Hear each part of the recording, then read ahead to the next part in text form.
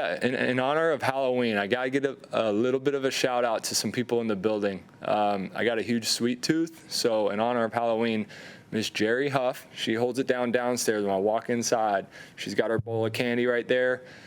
Chef Tracy, she told me not to say her last name, but I'm going to say it anyways. Tracy Hartman. All right, she keeps us all stocked out there in the kitchen. She does a really good job keeping us warm and fattened up with some of her sweets. And then Jessica Beckenstein upstairs, coach's office, is always supplied. There's some secret drawers up there that we hit in the wee hours of the night, and we're trying to stay awake game planning. So in honor of Halloween, thanks to those three for keeping the sweet tooth alive.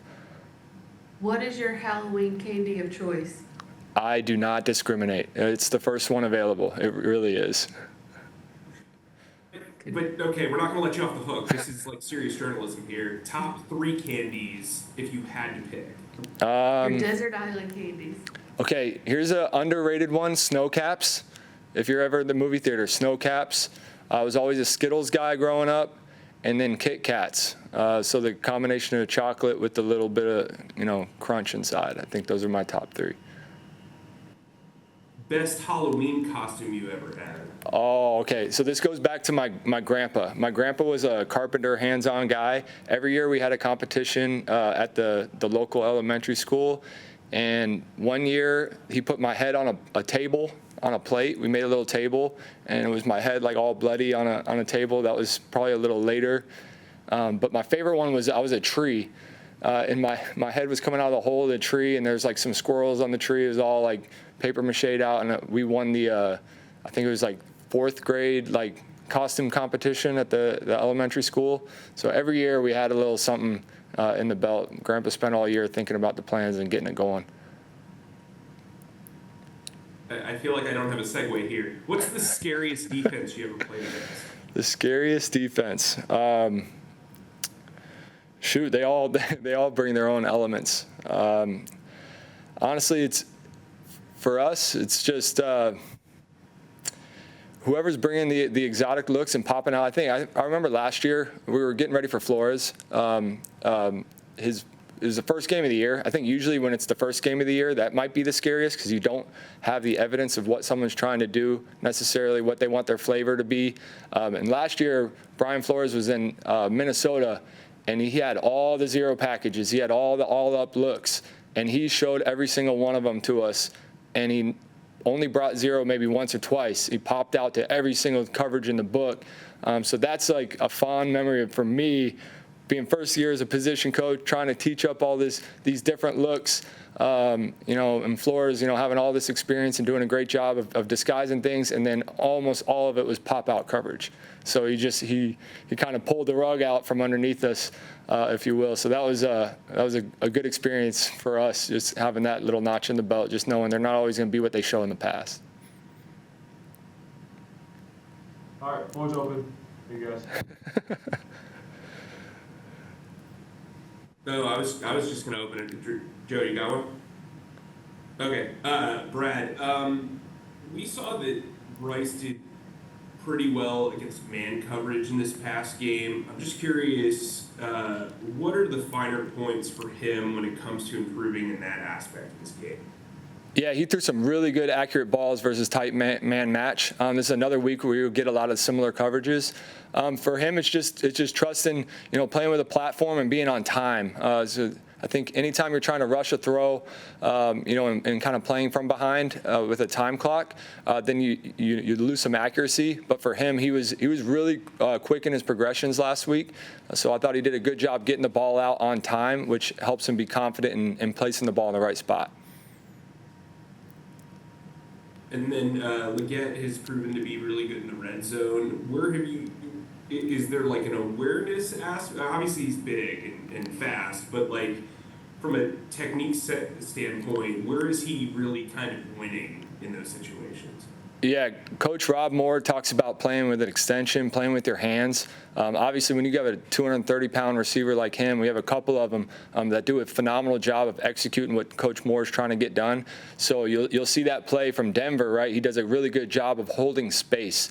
Windows get tight in the red zone, but when you have a big body receiver and they can hold space, they can hold that window for an extra tick just to not let the help clog up those windows. So I think that's a perfect example of just time on task that Coach Moore has had and Coach Carroll have had, working with Xavier and really all the guys of just holding space, playing with your hands, and using the tools that you have to maintain those windows that are really tight in the red zone.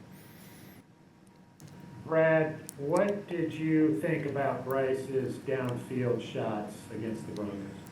He had a couple that were right there, and it's a team effort, right? Just trying to hone in on, okay, where could I have kept my speed a little bit more as a wide out, or make the read as clear as possible from a coaching perspective to make sure that we're getting that ball out on time. But I thought he did a good job of driving the ball downfield when we asked him to on a handful of those, and we're just close on a couple of them, and every week we're getting a little bit closer to just dialing up those different looks, making sure that when we call a route, we're ready for the 3 or 4 different adjustments that you might have depending on the coverage. And those live reps are invaluable for us.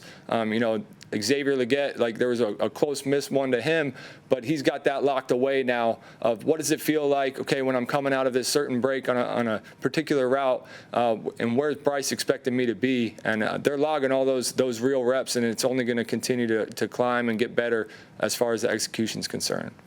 This kind of became a question last year at times too. Has there been much thought at all to maybe going a little more hurry up? It's for whatever reason, and I know end of game's different, but it seems like Bryce does pretty well in this situation. Yeah, we want to activate all of his special skill set of playing at the line of scrimmage the best we can while giving him answers for what the defense is presenting to us. So we'll every week we'll have pieces of tempo brought into our game plan, but wholesale one way or the other has never been the answer, in my opinion, when it comes to game planning. So having a good mix of run and pass, having a good mix of fast and at the line of scrimmage, getting to the proper checks is really, truly the way to go. So I do think making sure we can get to that stuff, and more of it will come to life, when you extend these drives, when you get, more opportunities to, call these first and second down plays. That's when you'll see some more of it come to life, and third down as well. You get some more opportunities on third down to keep the defense out of their pressure looks. That's our goal. That's our goal, is to kind of, jostle it up a little bit, give him a couple of tempos, but also make sure he has a chance to call a clear play, get a line, and get the guys in the spots he wants to. All right, anything else, Coach? Yes, we need to know what you're handing out tonight. Oh, that's up to the wife. So we're benefiting from living in a small cul-de-sac of 4 homes. I don't think she's well supplied for a lot of visitors.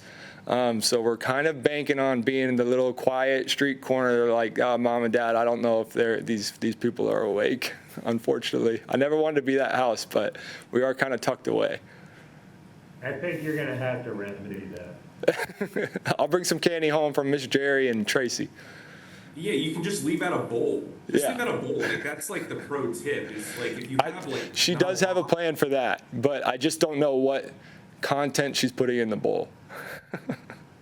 Sorry, Sorry, Emily, she's probably going to watch this later and kill me. Well, if the candy comes home with you, maybe you just saved a task, so maybe you can make it up to her. Yeah, I'll make it up to her for sure. Thanks, Brad. Thank you, guys.